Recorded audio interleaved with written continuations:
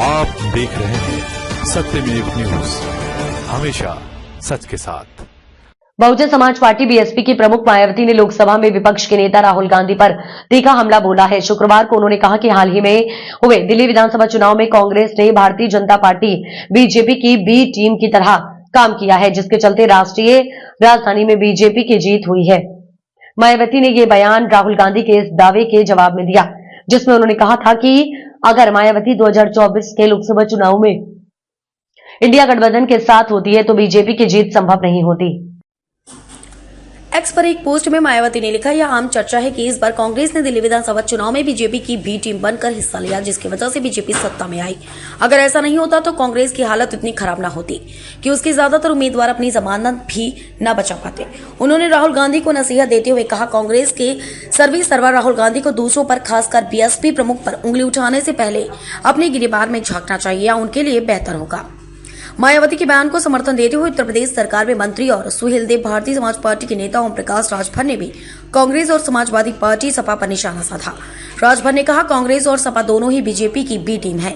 ये दोनों समय समय पर बीजेपी की मदद करते हैं। दिल्ली चुनाव में कांग्रेस ने बीजेपी का साथ दिया।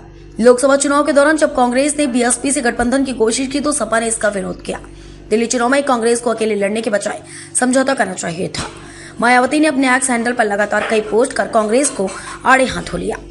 यह जुबानी जंग 2024 के लोकसभा चुनाव और हालिया दिल्ली विधानसभा चुनाव के परिणामों के बाद विपक्षी दलों के बीच बढ़ते तनाव को दर्शाती है।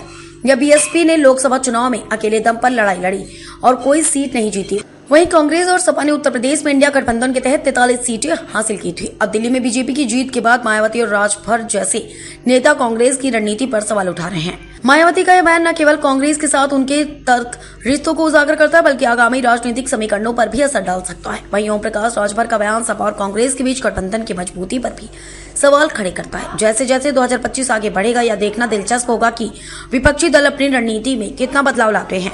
तब तक यह जुबानी जंग राजनीतिक गलियारों में चर्चा का विषय बनी रहेगी। राम जी ने नींव रखी जी सर, और बहन जी ने काम किया जी, ये तो मैं भी मानता हूं। मगर एक सवाल है जी सर, बहन जी आजकल चुनाव ठीक से क्यों नहीं लड़े? ये भी सच है जी सर। अब चाहते थे कि बहन जी बीजेपी के विरोध में हमारे साथ लड़े जी सर, ये बात सही है। मगर मायावती जी किसी न किसी कारण नहीं लड़ी के डर से, तो ये भी मतलब हमें तो काफी दुख लगा, क्योंकि अगर तीनों पार्टियां एक साथ हो जाती तो बीजेपी कभी नहीं जीत सकती। इन्फॉर्मेशन, एंटरटेनमेंट, एम्प्लॉयमेंट, एजुकेशन और लेटेस्ट न्यूज यूट्यूब पर देखने के लिए सब्सक्राइब करें सत्यमेव न्यूज और प्रेस करें यहां बने बेल आइकन को, ताकि आप हमेशा हमारे हर वीडियो से अपडेट रहें।